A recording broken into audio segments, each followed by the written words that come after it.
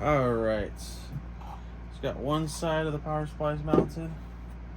Get to the next side here. We used to do an HP power supply, so I had to redo the other side to offset these. Otherwise, if you need to fix something, tighten something down, set anything up, you're not going to be able to access the power supply on the bottom. You got to actually offset these power supplies to make sure that you have room to access the terminals. HP power supplies, I don't have that problem. I only run one. It runs 750 watts, 900 watts, 12 watts, 1200 watts.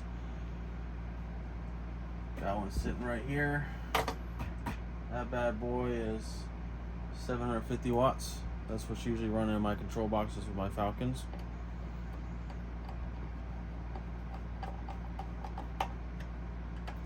This guy clamped down here. Jump over to the board. So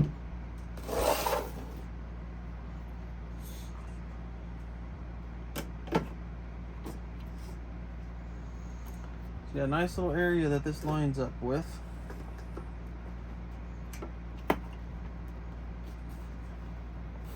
The cutouts that mount them together, looks like those clamp down together.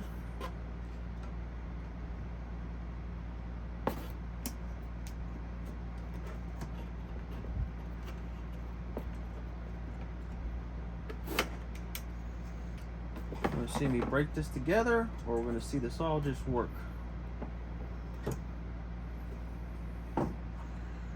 Trying to get these notches here with the power supply lined up inside of those. Doesn't seem like it's too hard to do, but don't want to crack the board.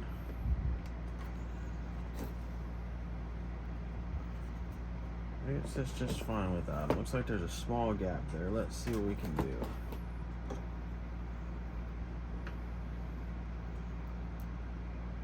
Four more screws here.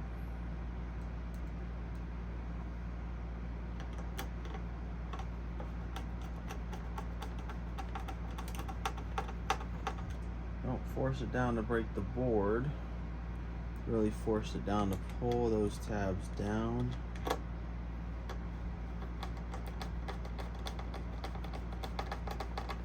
Looks like it's doing what it needs to.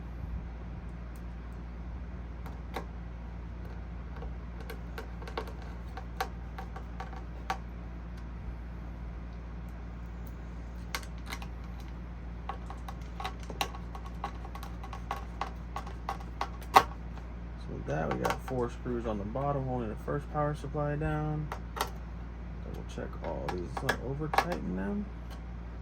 Let's make sure they seat, do exactly what they're supposed to do. Lift by the power supplies. I'm in love with this. Having our power supply mounted to the board, having all the rest of our connections right here. This is awesome. Got listed out 1 through 8 here, 9 through 16 here.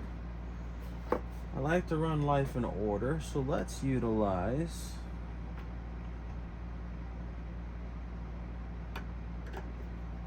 V plus here,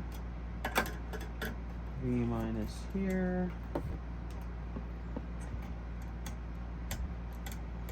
it's gonna bow down and come right here.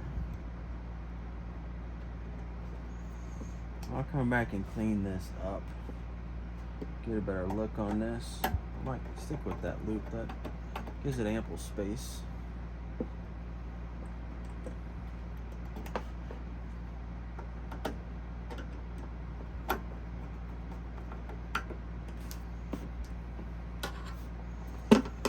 And we'll go same V negative up here, V positive here.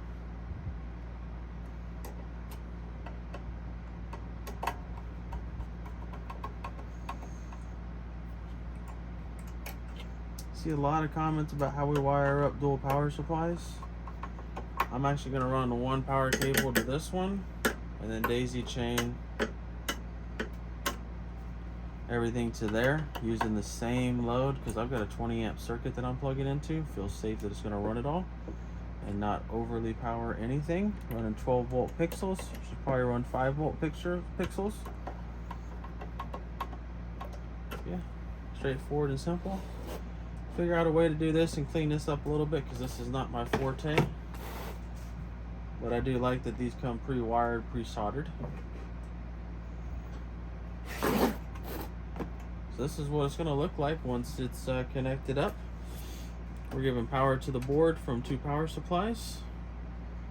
Half the board is powered by one side, the other half of the board is powered by the other side, obviously, so we have enough power going out.